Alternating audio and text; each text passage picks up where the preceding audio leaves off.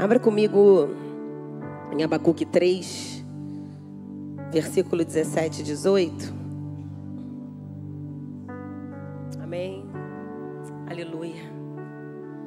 O Senhor está aqui. Obrigada, Senhor. Obrigada por tudo que o Senhor vai fazer nesse lugar, meu Pai. Obrigada, Senhor, pelo teu povo. Obrigada, Senhor. Eles são teus. Seu escolhido.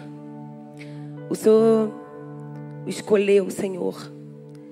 Mesmo que muitas vezes eles tenham sido rejeitados no útero da sua mãe, eu quero dizer que ninguém pode abortar os planos que o Senhor tem para aqueles que entendem o Deus da sua vida. Que essa noite seja uma noite do derramar da tua presença, meu Pai. Nós só queremos a tua presença, meu Pai. Não queremos sair daqui da mesma forma que nós entramos. Queremos ser tocados pela tua presença, meu Pai. O Senhor é um Deus onisciente, o Senhor é um Deus onipresente, sim. Mas nós queremos mais do que a tua presença. Nós queremos a manifestação do teu poder sobre nós, meu Pai. Nós queremos viver as manifestações daquilo que a tua presença, só a tua presença pode fazer através da nossa vida. E é na nossa vida, meu Pai. Em Abacuque 3, mesmo não florescendo a figueira e não havendo uvas nas videiras, mesmo falhando a safra de azeite e não havendo produção de alimento nas lavouras, nem ovelhas no curral, nem bois nos estábulos, ainda assim eu exultarei no Senhor e me alegrarei no Deus da minha salvação. Será que você pode dizer aleluia, Senhor? Aleluia, meu Pai. Por mais que eu não veja a provisão, eu ainda vejo o provedor da minha vida.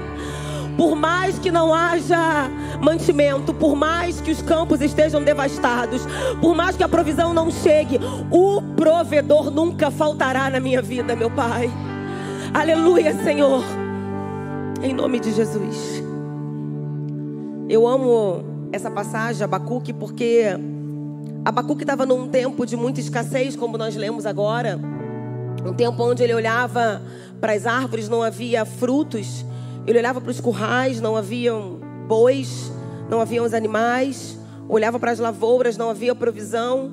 Ou seja, a terra não estava gerando mantimento, não havia provisão. Mas em outro momento Abacuque fala, todavia, ou seja, em todo tempo, eu decido olhar para o provedor. Muitas vezes nós viemos diante da presença de Deus buscando a provisão. Mas o que Abacuque nos ensina é que por mais que falte a provisão, eu ainda tenho o provedor. E é nele que eu me sustento. É ele que eu dependo. E quando eu estava lendo isso, me veio aquela história da águia. De como a águia ensina o seu filhote a voar. O seu filhote está ali no ninho, recebendo a provisão. A mãe vem o tempo todo ali, dá o alimento, a minhoquinha, a comidinha para ela.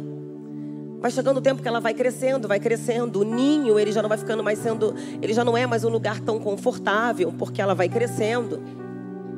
E chega um momento que é necessário ela sair. Porque assim é a nossa vida. Há tempo para todas as coisas.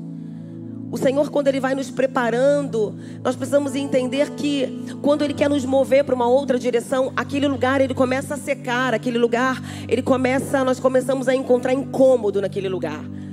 Mas quando nós estamos atentos à voz de Deus, nós sabemos que é hora de nos mover, é hora de sair daquele lugar.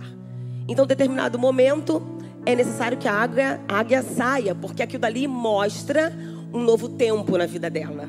Aquilo dali sinaliza um recomeço. Agora é hora de você viver uma nova estação. Então a águia mãe, ela coloca a águia filhote perto daquela ribanceira, daquele penhasco. Em determinado momento ela empurra aquela águia pequena, filhote. E ela começa a dar os primeiros voos. As suas asas ainda não estão tão preparadas, tão fortalecidas. E o Senhor estava ministrando no meu coração. Ela não encontra mais ali a provisão. Mas é muito lindo, porque quando ela está chegando quase ali perto do solo, vem a mãe. E ela num voo lá de cima, porque os olhos dela estão sempre atentos à águia filhote, porque assim é o Deus da nossa vida. Por mais que você ache que você está caindo num precipício, eu quero dizer que os olhos do Pai estão em você, estão na tua vida. E no momento exato, por mais que não haja provisão, por mais que ela não consiga se agarrar mais em galhos, por mais que não tenha mais um ninho, por mais que ela não consiga parar em alguma pedra, chega o provedor, que é a águia mãe. E ela vai lá embaixo, quando ela está quase chegando ali no solo, e vai, coloca ela em cima das suas asas. E ali eu entendo que por mais que alguns momentos da nossa vida falte a provisão, o provedor, ele nunca faltará na nossa vida.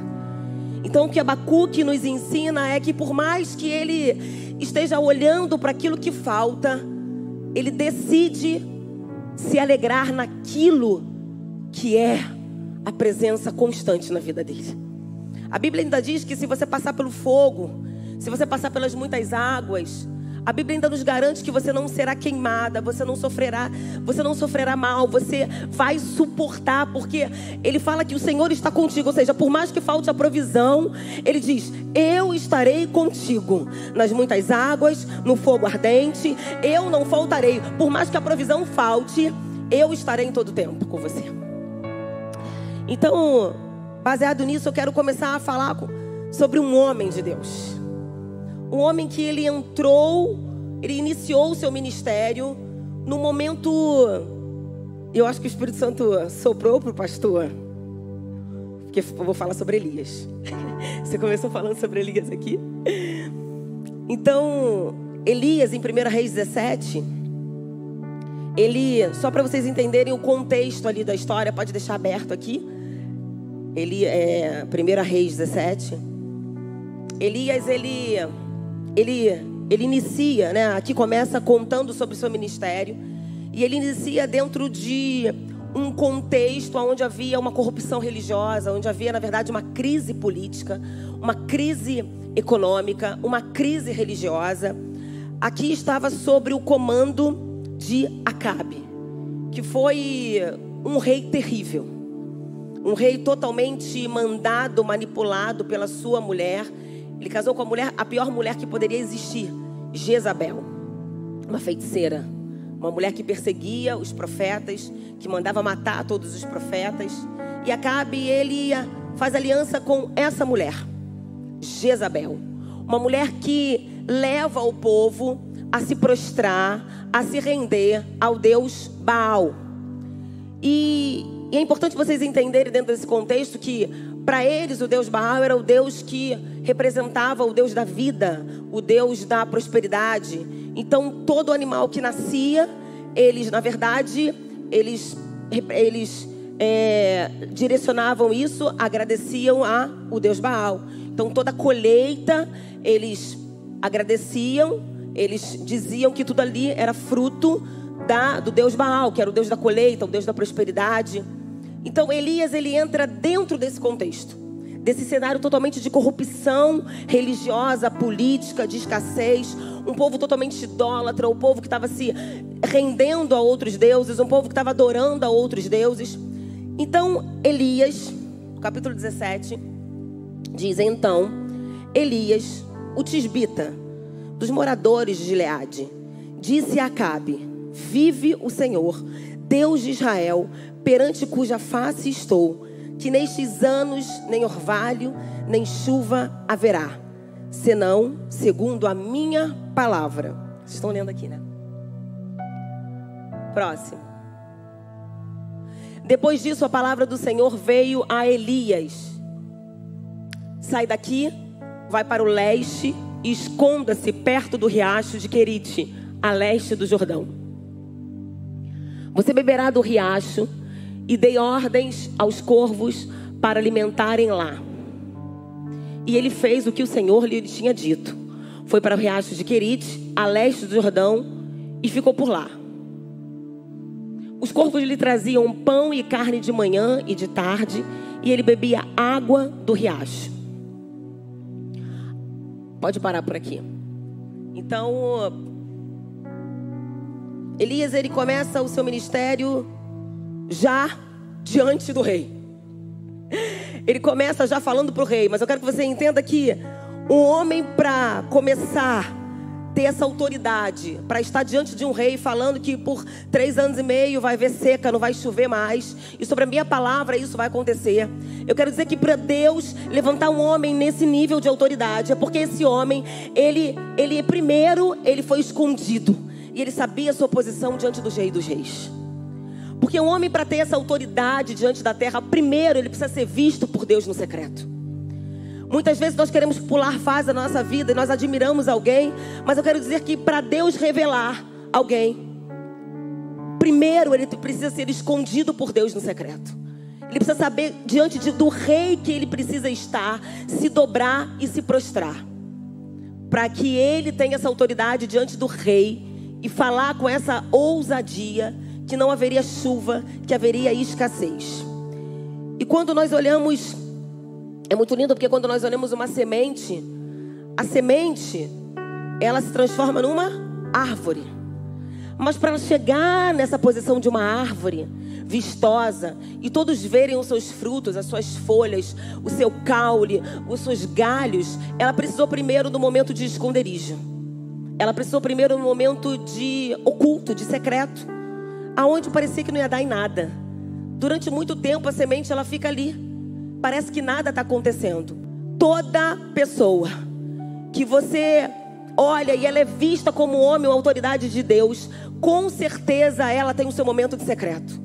Ela tem um momento de esconderijo, o seu momento de solidão, onde ela e Deus ali naquele secreto vai preparando as suas raízes, vai aprofundando as suas raízes, para que ela entenda o que Deus espera dela. Então, dentro desse contexto, Deus chama Elias, o tisbita. E aqui não se refere ao nome dele, mas à localidade, o espaço geográfico a qual é a sua origem. Então, um homem que não tinha profetas na sua família, em outras palavras, não havia pastores, não havia sacerdotes. Um homem praticamente sem expressão. Porque Deus, quando Ele quer levantar um homem, Ele não está preocupado com a forma com que ele é visto, mas Ele é preocupado com a forma com que ele se revela diante de Deus, com a forma com que ele se expressa diante de Deus. Ele não está preocupado se esse homem é visto, ele é reconhecido por homens, mas ele está preocupado se esse homem, ele está mais preocupado da forma como Deus o vê, como o céu tem medido ele. Você quer ser visto por Deus? Pergunte a forma como o céu tem te medido, porque toda vez que o céu te mede e Ele vê intimidade, Ele vê entrega, Ele vê posicionamento, Ele te convida para te levar a águas mais profundas, para te levar a um nível mais de intimidade, de profundidade na palavra, no secreto. Então não se preocupe com a forma com que as pessoas estão te vendo, se preocupe com a forma que o céu está te medindo nesse tempo. Então o céu havia medido Elias. Pode ser que ele não era ninguém aos olhos humanos, não tinha muita expressão a sua família, mas Deus decidiu chamar Elias, um homem que já inicia o seu ministério diante do rei. E Deus, é interessante que Deus o coloca diante do rei, ele dá uma palavra, ele fala: agora Elias, vai agora para o riacho de Querite. Riacho de Querite é um lugar deserto. Havia um riacho, mas a própria Bíblia diz que o corvo vinha alimentá-lo com pão e carne pela manhã e à tarde, e ele bebia a água do riacho. É muito lindo porque quando eu estava lendo esse texto, eu já conhecia esse texto, e eu fiquei imaginando, gente, às vezes nós começamos o ministério e às vezes nós achamos que Deus vai nos revelar ali, e quando vê, Ele está nos levando para o deserto. Elias poderia ter pensado: pô, agora eu vou começar a profetizar, agora eu vou ser usado por Deus em Israel, agora eu vou começar a fazer coisas grandiosas, o sobrenatural de Deus. Não, Elias, vai para o deserto, vai para um lugar escondido, porque lá eu vou te esconder e ninguém vai te encontrar. Quando nós vamos olhar para a palavra que significa Querite, né? Que ele foi para o deserto de Querite, onde tinha provisão todas as vezes, vinha o corvo alimentar. Querite significa corte, significa molde. Na verdade, Deus estava levando ele para um outro nível. Deus estava levando ele para o deserto. Deus estava levando ele para ser preparado para aquilo que Deus ia fazer lá na frente. Só que muitas vezes nós olhamos o hoje, não entendemos para onde Deus vai nos levar. Então, ao invés de Deus expor Deus esconde Elias no deserto. E ali fica durante um tempo, sendo sozinho, escondido, sendo alimentado por corvo, onde ele vinha trazer carne, vinha trazer pão, ele bebia aquela água, até que o riacho seca. O que eu quero dizer é que o deserto, ele tem um tempo para começar e para terminar na sua vida. Eu quero dizer que o deserto não era um erro na rota de Deus, não era um erro de percurso, não. O deserto na vida de Elias estava dentro da agenda de Deus. O deserto, ele estava na rota de Deus. Eu quero dizer que os desertos que muitas vezes Deus nos leva, não é um erro, mas é a estratégia de Deus para moldar você, para cortar você, para te colocar exatamente no lugar que Ele quer, para te preparar no lugar que Ele vai te levar. Então Elias, ele começou bem, ele começou sendo visto o seu ministério, e chega uma hora ele vai ser escondido no deserto de Querite, aonde ele aprende a depender de Deus. Chega uma hora que o riacho seca, porque Elias não poderia acostumar com os corvos todos os dias vindo, porque nós acostumamos muito bem com a provisão. E quando nós acostumamos com a provisão, nós passamos a não depender mais do provedor. Então por isso teve tempo para começar e para terminar, para que Elias todos os dias não chegasse um momento e falava assim: mas cadê o corvo? A minha esperança é ele, de trazer meu alimento. Tem muita gente passando pelo deserto de Querite, mas eu quero dizer, deserto de Querite vai passar na tua vida, desde que você entenda quem é o Deus que te sustenta. Que a tua dependência não está na provisão, não está no corvo, não está quem tem te alimentado hoje, mas está no Deus da sua vida, no Deus provedor. O que eu quero que você entenda é que Elias precisava entender que não era tempo de depender da provisão, mas era tempo de depender do provedor da sua vida. Por isso que ele sai daquele lugar, o riacho seca. Às vezes você não entende, porque o lugar que você está secou, porque tem escassez. Porque a escassez sinaliza que é tempo de levantar acampamento e sair fora. É tempo de recomeço. O riacho, quando seca, ele aponta uma nova estação. Se o riacho não tivesse secado, Elias ficaria por ali. Estava bom. Ele estava sendo escondido, protegido do rei Acabe, do seu exército. Havia alimento, havia provisão. Mas eu quero dizer que o deserto, ele precisa ter um tempo, porque você precisa passar para outro nível, para que os seus músculos espirituais possam ser fortalecidos e você possa viver um outro nível de experiência com Deus. Então Querite passou na vida dele, e ele chega, ele é levado por Deus.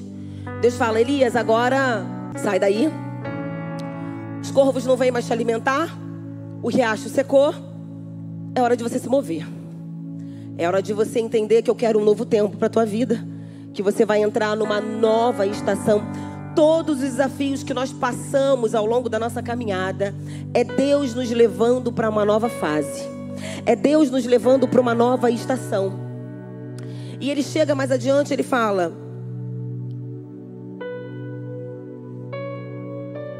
e sucedeu que passados dias o riacho secou, porque não tinha havido chuva na terra.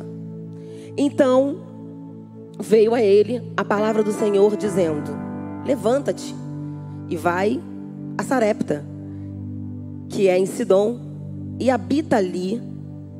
Eis que eu ordeno ali a uma mulher viúva que te sustente.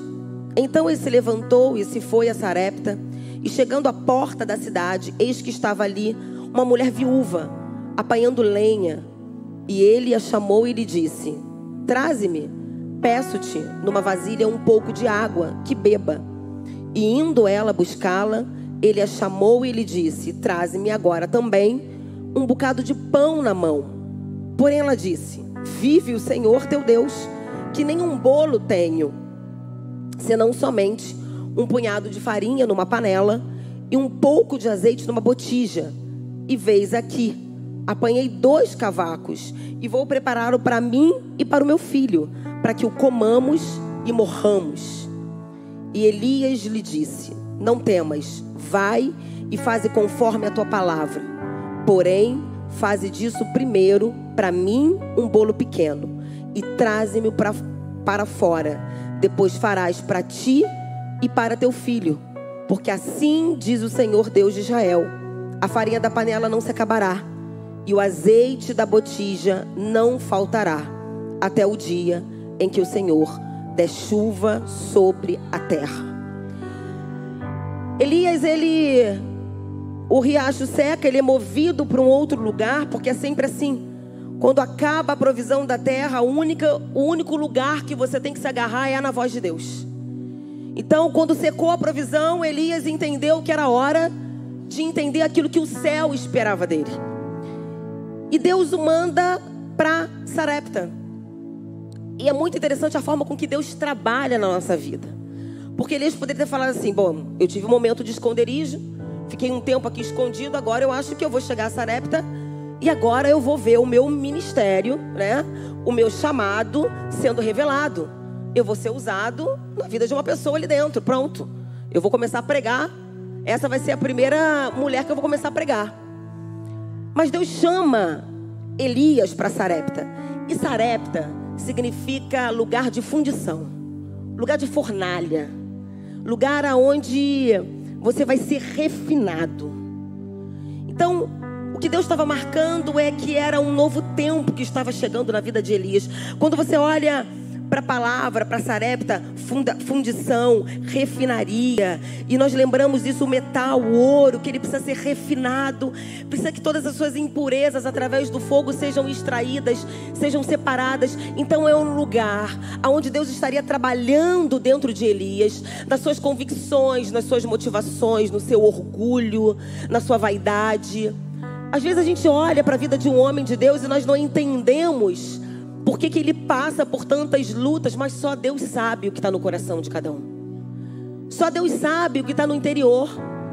Deus estava ali preparando, refinando Elias, porque o ministério de Elias, ele começa recebendo alimento de uma ave, ele começa aqui na casa de uma viúva, fazendo coisas ordinárias, fazendo coisas simples. Mas lá na frente nós vamos ver um ministério de Elias, fogo vindo do céu, chuva de avivamento, coisas extraordinárias. Então, o coração de Elias, suas emoções, o seu caráter precisava ser refinado, precisava ser tratado para aquilo que Deus faria através da vida de Elias. Então, quando a gente fala de refinamento, ele seria ali polido naquele tempo de Sarepta. Sabe quando o ourives, ele vai preparar o ouro, ele passa por todo aquele processo do fogo, da separação dos elementos que são impuros para os elementos mais nobres. E aí depois ele é polido ali, ele é refinado, ele é polido. E o momento que eles olham e vê que está pronto, é quando ele consegue, o ourives consegue ver o rosto dele naquele metal. Aí ele entende que ele foi bem polido. Era isso que Deus estava fazendo na vida de Elias. O que Deus queria é que Elias refletisse a imagem de Deus. É que Elias refletisse a imagem, as atitudes daquele que o chamou para essa missão. Porque a missão era importante na vida de Elias? Era. Mas a missão nunca é mais importante do que você. A missão é quando Deus te usa para fazer grandes coisas na vida de pessoas. Mas a missão, ela também te afia, ela também te transforma, ela também te restaura. Porque Deus não quer perder você para a missão. Por isso que Ele te usa, Ele te refina, Ele te trata na missão. É por isso que nós vemos líderes, e aqui tem pastores, tem pessoas que trabalham no ministério. Quantas vezes nós passamos por traições, por decepções, mas isso tudo está nos refinando. Isso tudo está nos fortalecendo, para que nós possamos refletir cada vez mais através das atitudes que nós vamos ter diante das circunstâncias, dos desafios, das traições, das perdas, para que Ele olhe para nós e fale: você ainda reflete a minha imagem. Elias precisava entender que ele não poderia refletir a imagem de um homem de dores, de feridas, um homem de justiça, um homem que queria fazer sua justiça própria, um homem amargurado. O que Deus estava querendo dizer é que cada processo ia refinar, ia tratar o caráter de Elias, ia tratar suas emoções, ia tratar suas motivações, para que ele fosse um homem até o final, trabalhado, restaurado na missão, para que Deus não o perdesse para a missão. O propósito é muito importante, mas Deus nunca quer perder você no propósito. Por isso que Ele permite que você seja tratado no propósito, para que você não se perca no propósito, achando que é alguma coisa, mas para que você entenda que Deus é tudo, e sem Ele, por mais que haja provisão, sem o provedor, a tua vida não tem sentido. Então Elias, nesse momento de Sarepta, eu fico imaginando Elias chegando ali, pronto, uma viúva vai me sustentar. Então pelo menos eu acho que ela tem alguma coisa nesse tempo de sequidão. Mas ele chega lá e encontra uma viúva catando uns, não é nem madeira, é uns gravetos. Porque quando você fala de tronco, você fala de fogo mais alto. Mas o que ela tinha era tão pouco que uns gravetinhos já era suficiente. E a Bíblia conta que ela tinha um punhado de farinha, um pouquinho de azeite, e que ela chega para ele e fala assim: eu vou fazer um pão, vou comer e vou esperar morrer, eu e o meu filho. E o profeta, diante daquele momento, ele fala: não, primeiro você vai fazer para mim. Primeiro ele pede água. No tempo de escassez, de seca, ele pede água. Depois, não satisfeito, ele ainda pede para ela ir na cozinha e fazer um pão, um bolo, eles chamam de bolo, né? De farinha e azeite para ele. Só que quando ela ouve isso, quando ele pede no primeiro momento, ela olha para o que ela tem e ela olha para a sua realidade. Ela olha para aquilo que ela tem, que era pouco, que era suficiente só para aquele momento. E ela olha aquela escassez e ela olha o amanhã dela baseado naquilo que ela tem hoje. Só que quando Elias chega e fala: sobre a tua palavra, não faltará azeite na tua botija, nem farinha na tua panela, se você me der primeiro para mim. O que a Bíblia está nos ensinando é que nós costumamos olhar para as coisas naturais assim: isso eu tenho hoje, ele é suficiente para hoje, mas para o amanhã ele não é, então eu vou morrer. Mas ela recebeu uma palavra. Então quando você tem a palavra ela não toca apenas o seu presente, mas ela é capaz de transformar até o teu futuro. Quando aquela mulher ela recebe aquela palavra, ela foi uma mulher que a Bíblia diz que ela foi tocada. O Senhor já havia preparado o coração dela para alimentar esse profeta. Isso mostra que é uma mulher generosa, uma mulher que mesmo tendo pouco, ela deu para o profeta. Eu quero te entregar uma chave.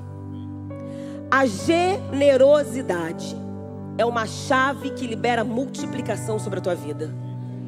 Eu posso falar isso com propriedade, que a minha vida e a vida do meu marido, elas são marcadas pela generosidade. Você ser generoso, você entender que quando Deus te dá alguma coisa, você precisa dividir, você precisa compartilhar. Deus nunca te deu para que você fosse o homem mais rico do cemitério, mas que Ele pudesse usar você para abençoar a vida de outras pessoas. Essa mulher entendeu que o que ela tinha era pouco, mas era suficiente para quando ela colocasse nas mãos do profeta, e através de uma palavra gerar multiplicação para a vida dela. Esse é o poder de uma entrega. Esse é o poder de uma renúncia. É quando você entende que o que você tem, ele pode ser insuficiente para o dia de amanhã, mas eu quero dizer que o Deus da sua vida é o Deus que está no seu presente, é o Deus que está no seu futuro, é o Deus que está provendo o seu amanhã. Quando aquela mulher recebe aquela palavra, ela entendeu que aquela palavra moveria o teu presente e transformaria o teu futuro. Ela entendeu que por mais que ela tivesse de forma insuficiente, ela preferiu entregar. Porque o pouco nas mãos de Deus se transforma em algo suficiente para que você viva a prosperidade do reino de Deus sobre a tua vida. Aquela mulher decidiu entregar. Ela entendeu que poderia ser pouco para o amanhã dela, mas o que uma palavra de Deus pode fazer na vida daqueles que entregam a sua vida, daqueles que dependem não da provisão, mas depende do provedor. Quando nós olhamos para a mulher, para a viúva, que tinha um pouquinho de azeite na sua casa, aquela mulher estava se deparando com a morte do seu marido, com os credores batendo na porta para levar os seus filhos, e no meio daquelas dores, ela lembra que ela tinha um pouquinho de azeite. E o profeta fala: vai para dentro do seu quarto e começa a derramar sobre as vasilhas. Derrama sobre as vasilhas. Era pouco aos olhos humanos, mas quando nós nos colocamos no secreto e buscamos a face do Senhor, Ele vai revelando, Ele vai liberando coisas tão grandiosas na tua vida, que você se torna uma vasilha transbordante. Que tudo que hoje parecia ser pouco se torna suficiente para abençoar não apenas a sua vida, mas a vida de muitas pessoas. E aquela mulher, ela entregou para o profeta, e a palavra é muito lindo, porque Deus visitou aquela mulher na cozinha dela. Você vai começar a ser visitado por Deus em coisas ordinárias da sua vida, coisas simples. Às vezes nós queremos ver grandes manifestações de Deus na nossa vida, nós queremos ver coisas sobrenaturais. Deus vai se manifestar de formas simples. A Bíblia diz que nunca mais, até o dia que voltou a chuva, faltou farinha e nem faltou azeite. Eu fico imaginando aquela mulher todos os dias indo fazer a comida e não acabava o que estava na vasilha. Eu não imagino que prosperou a nível de ter muitos sacos de farinha, muitos potes, vasilhames de azeite. Não, não. Eu acredito que a cada dia o Senhor dava uma medida nova. Cada dia o Senhor vinha e dava um sustento novo. Cada dia o Senhor vinha e derramava uma nova provisão. E assim vai ser na vida daqueles que entregam para Deus. Pode ser que o que você tenha hoje nas suas mãos é pouco. Pode ser que seja um casamento falido. Pode ser que você olha, Senhor, não é nada. Pode ser que seja suas finanças. Mas entrega para Deus, porque você não sabe o que Deus da tua provisão pode fazer. Quando encontra um coração que crê, que confia e que entrega e que renuncia, como aquela mulher do vaso, que quebra diante dos pés do Senhor. Era o seu tudo, era o que ela tinha de maior valor.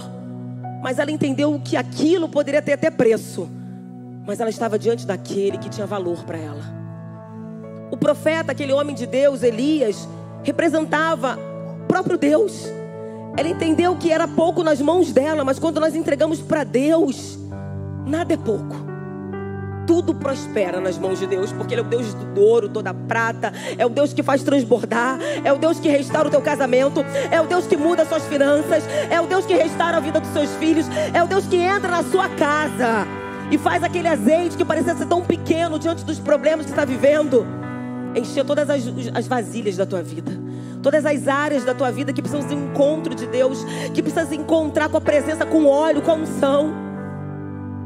E eu quero levar essa palavra para um lado espiritual. Quando aquele homem chega e vê aquela mulher, ali tinha muitas viúvas, mas Deus decidiu visitar a vida daquela viúva. Pode ser que algumas viúvas ali não tivessem nem mais um punhado de azeite, nem um punhado de farinha. Um pouco de azeite, nem um punhado de farinha. Mas eu fico imaginando que aquela mulher, ela ainda estava catando gravetos. Ainda tinha esperança. Quantas vezes você ainda tem um casamento que está se acabando e você entrega? Você não tem mais esperança. Você desiste. Você não cata mais gravetos para fazer fogo. Quantas vezes a sua vida financeira, a sua empresa está falindo e você entrega? Não tem mais esperança. Você não cata mais gravetos, porque você tem vergonha que as pessoas vejam que tem escassez na tua casa. Mas para aquela mulher estar catando o graveto é porque ainda tinha fogo na casa dela. Porque ainda tinha fogo. Porque ainda tinha farinha. E farinha, quando mistura com azeite, se transforma no pão. E eu quero dizer que Ele é o pão da vida. Ele é o nosso pão da vida. Tinha palavra, tinha farinha, tinha palavra, tinha unção ainda na casa daquela mulher. Por mais que ela esteja vivendo um cenário de escassez, ela ainda tinha farinha, ainda tinha esperança, ainda tinha palavra, ainda tinha azeite, ainda tinha unção. Eu não sei se hoje a tua vida está assim. estou tão desanimada. Deus me deu dons. Deus confiou tantas coisas nas minhas mãos, mas hoje, olha o que eu tenho. Mas ainda tem fogo. Ainda tem azeite. Então entrega para Deus aquilo que para você ainda é suficiente. Porque eu tenho certeza que aquela mulher, quando ela chega, ela fala assim: o que eu tenho não é suficiente. O que aquela mulher estava dizendo é o seguinte: eu não me contento com o que eu tenho, eu quero mais. Aquela mulher, ela tinha verdade no teu coração. Porque muitas vezes nós não temos mais o azeite e a farinha. A gente está agindo como se nós tivéssemos. Não há mais óleo, não há mais unção, não há mais o queimar do Espírito Santo na tua vida. E você finge que tem alguma coisa. Aquela mulher foi verdadeira. Eu só tenho isso. E não é suficiente para o meu amanhã. Eu preciso de mais, porque senão eu vou morrer. O que eu quero dizer é que uma igreja com pouco azeite, uma igreja com pouca palavra, é uma igreja que não vai perseverar nesses dias. É uma igreja que amanhã vai morrer. Porque o óleo precisa estar cheio na tua lamparina. Porque quando Jesus voltar, Ele vai querer uma noiva que esteja preparada. Ele não vai querer uma noiva que esteja pela metade com azeite, que esteja na escassez. Por isso que essa é uma noite que você vai falar: Senhor, o que eu tenho não é suficiente, eu quero mais. Enche as minhas vasilhas, Senhor. Eu quero mais na minha casa. Eu não quero viver uma vida de mornidão. Eu não quero ficar catando graveto, eu quero catar lenha. Porque o fogo tem que queimar na minha vida. Eu não quero viver de forma superficial. Eu quero ter lenha. Eu quero ter unção. Eu quero ter óleo. Por isso você vai diante do Senhor hoje e vai falar: Senhor, na minha casa há escassez. Aquela mulher não teve vergonha de falar que no dia seguinte o que ela tinha hoje não era suficiente, que ela precisava de uma palavra. E eu quero liberar uma palavra sobre a tua vida, que hoje você vai receber uma nova medida de farinha, uma nova medida de unção sobre você, de dons. O Senhor vai liberar para a tua igreja. Sarepta é lugar de fundição, é lugar de refinaria, é um lugar que o Senhor está te preparando para algo novo, para refletir a imagem do Senhor. Não adianta só ter a palavra, ter o conhecimento, se não tem óleo, se não tem a revelação do Espírito Santo, se não tem o fogo queimando dentro de você, querendo mais, querendo queimar. Aquela mulher não desistiu de catar os gravetos. Ela até o final, ela queria usar o que ela tinha. Tem pessoas deixando de lado os dons que Deus deu. Tem pessoas deixando de lado o ministério que Deus entregou nas suas mãos. Tem pessoas deixando de lado o chamado que Deus confiou nas suas mãos. Elias acreditou que fosse ser sustentado para aquela mulher. E ele chega lá, não tinha nada, aquela mulher não tinha nem para ela. Deus vai fazer com aqueles que as pessoas menos esperam. Ele poderia ter falado: agora Deus vai me levar para uma casa de provisão, uma casa que tenha fartura para me alimentar. Mas no fundo Deus queria trabalhar no coração de Elias. Deus às vezes te leva para um lugar de escassez para trabalhar dentro de você, para saber se você continua confiando no Deus da tua provisão. Às vezes Deus te leva para um lugar de escassez para de verdade saber o que tem dentro de você. Ele poderia ter falado: eu sou um profeta, você pode ser o que você quiser, mas eu quero dizer que a única estrela que brilha, o único sol da justiça que brilha é o Senhor.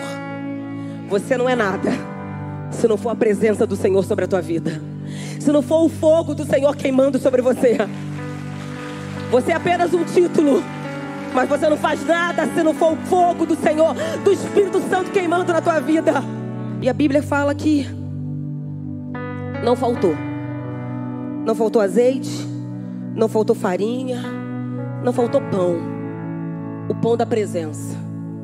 Jesus não faltou na casa dela. O que tem faltado dentro da sua casa?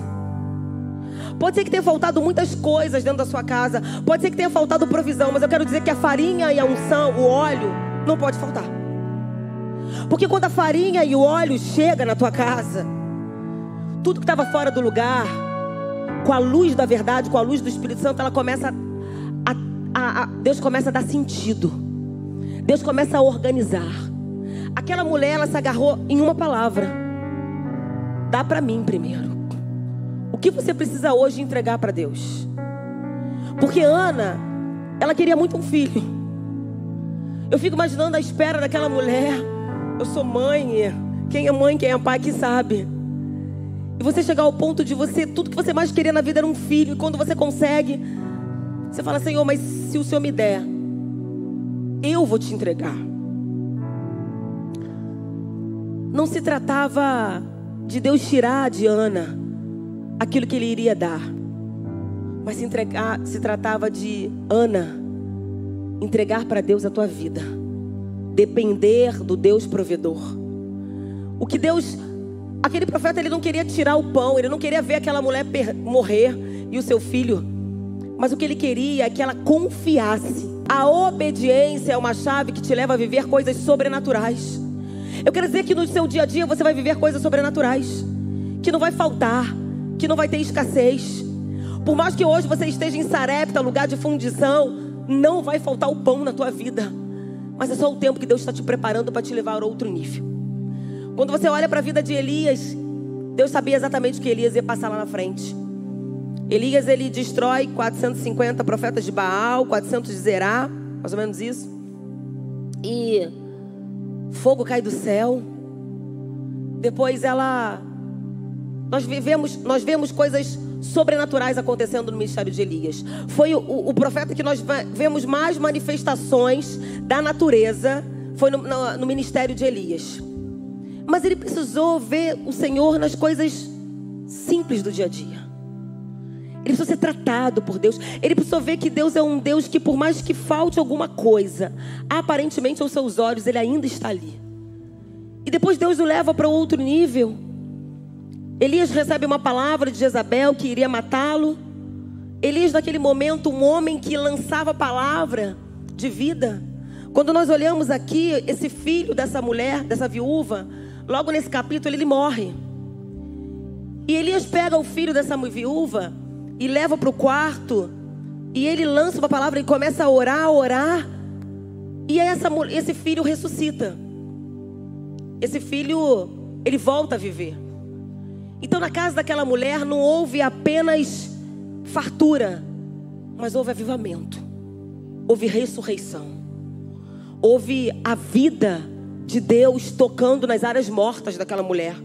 Ela não viu Deus só na cozinha, mas ela viu a vida, ela viu Deus na vida do seu filho, na sua casa, na saúde do seu filho. Ela viu a prosperidade de Deus em todas as áreas da tua vida. E o profeta Elias, quando ele recebe uma palavra, um homem que tinha lançado uma palavra que trouxe vida na casa daquela mulher, quando ele recebe uma palavra de morte, ele se esconde dentro de uma caverna.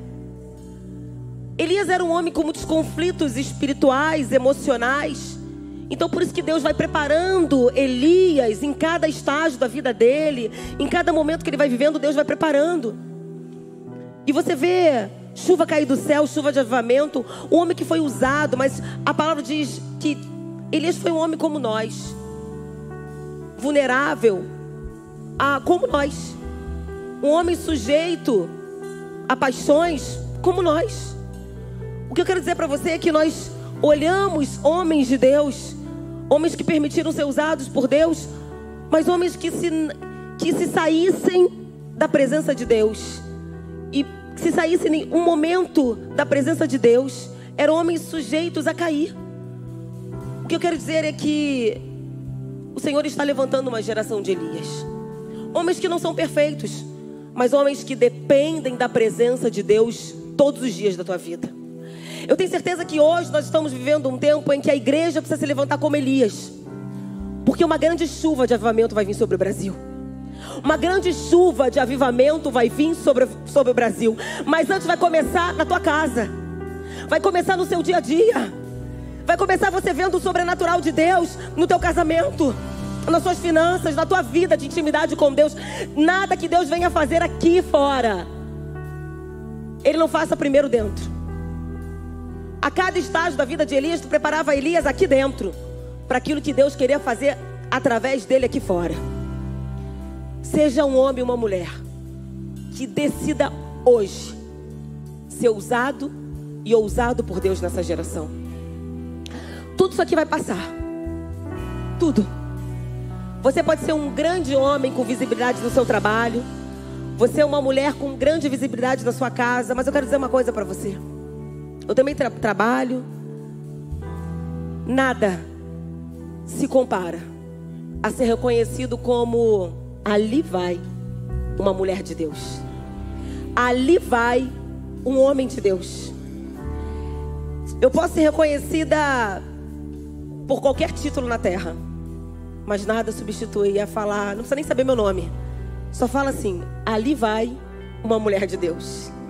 Quando Elias ressuscitou o filho dessa mulher, ela falou: agora eu vejo que você é um homem de Deus.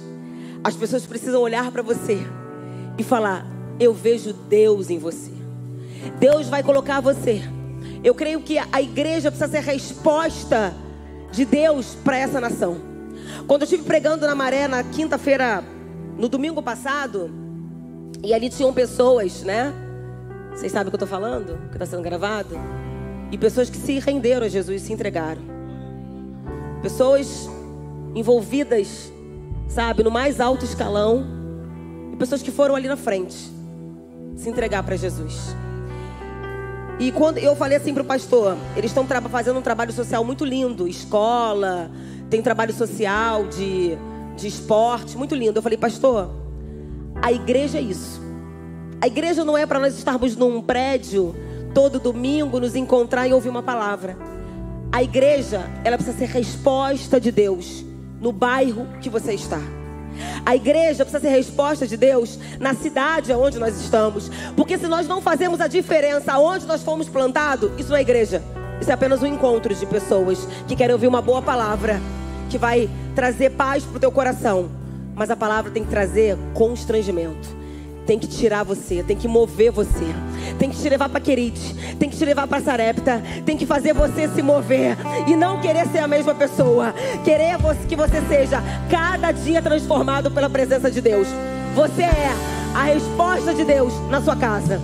Você é a resposta de Deus no seu bairro, na sua faculdade, jovens, no seu trabalho, na sua escola.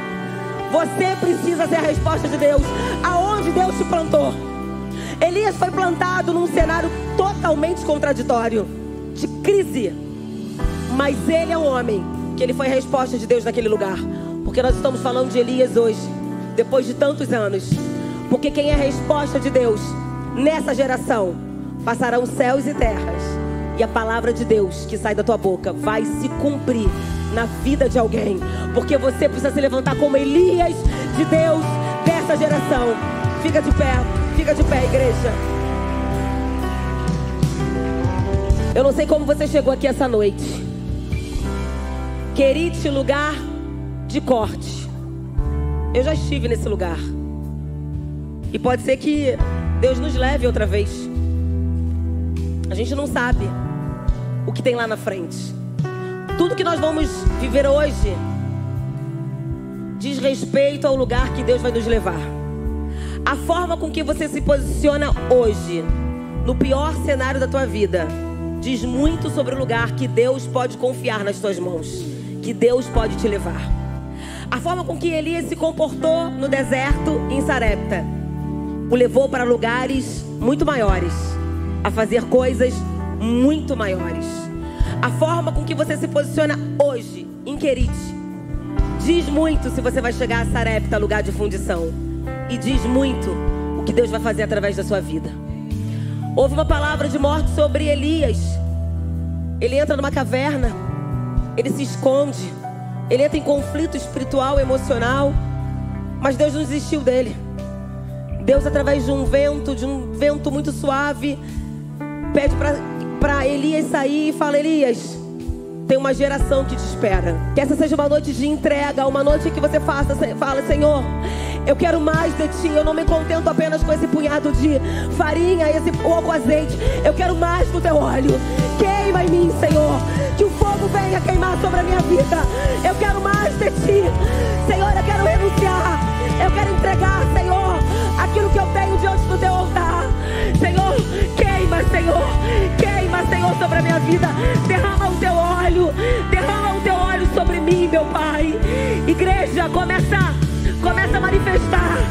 Começa a manifestar o desejo de querer mais de Deus nessa noite, para que você saia com mais uma porção do óleo de Deus, do óleo do céu, do óleo fresco, mais uma porção da palavra do Espírito Santo de Deus sobre a tua vida.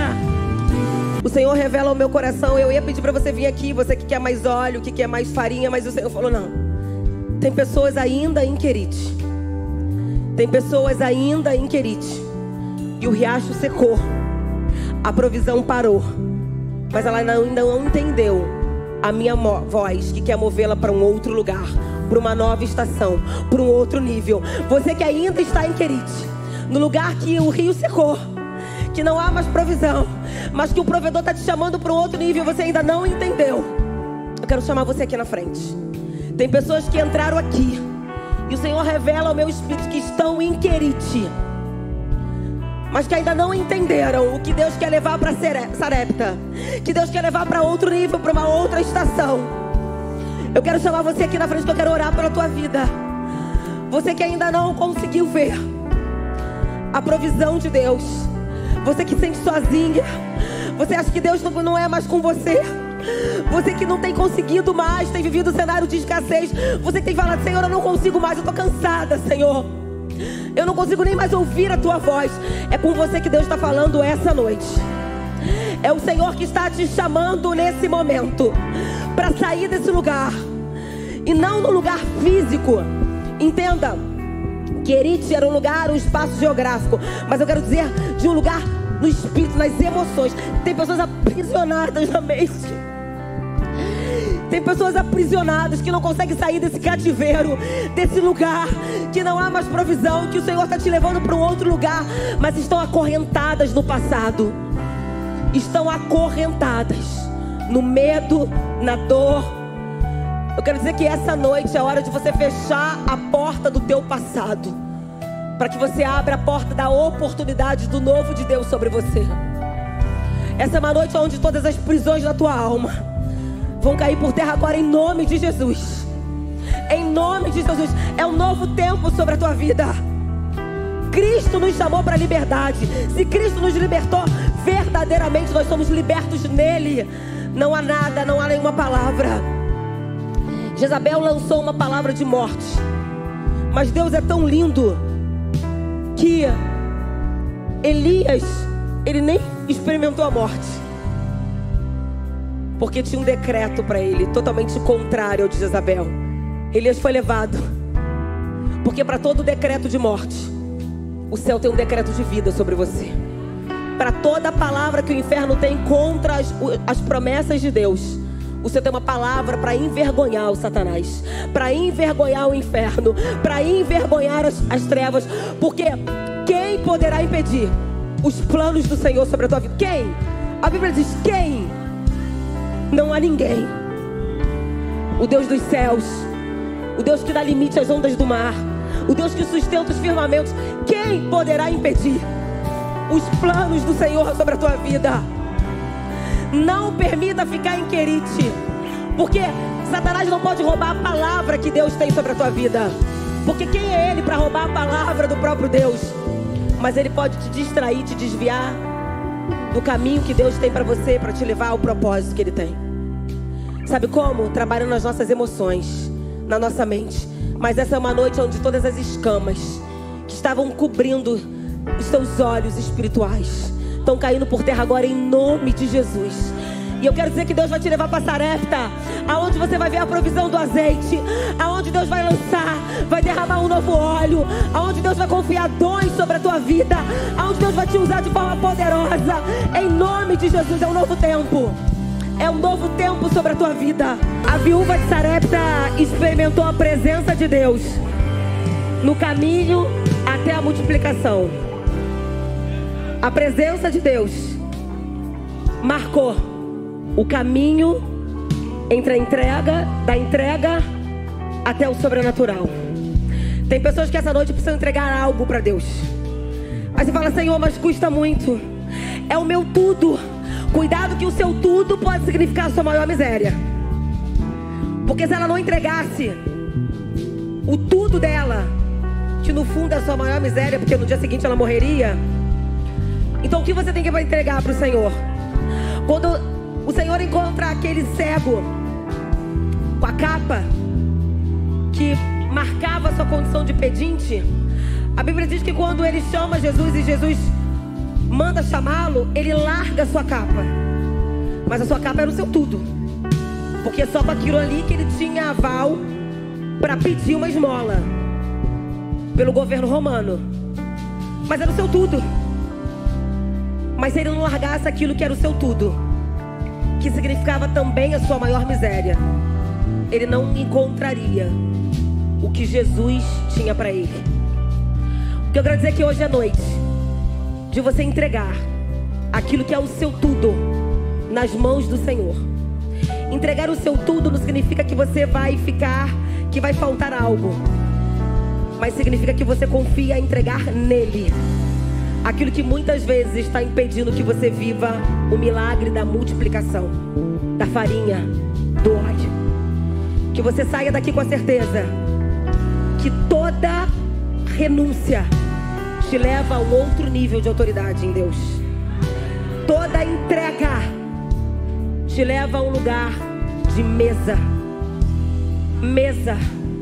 Aquela mulher diante da mesa de Simão, que estava recebendo Jesus, e aquilo para ele era, estava sendo visto pela sociedade.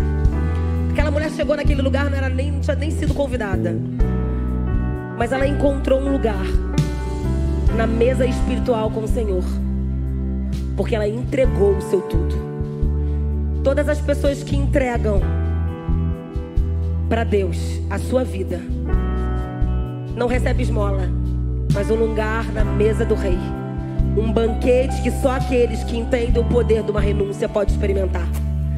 Que você possa sentar na mesa do banquete do rei, entendendo que só tem lugar à mesa quem entende o poder de uma renúncia. Entrega aquilo que o Senhor está te pedindo essa noite, para que nunca venha faltar a farinha e a unção, o óleo, o azeite. Porque quando Jesus voltar, Ele não vai querer saber qual a sua profissão, quanto você tem na conta. Só vai querer ver o seguinte: tem azeite? Vem pro casamento.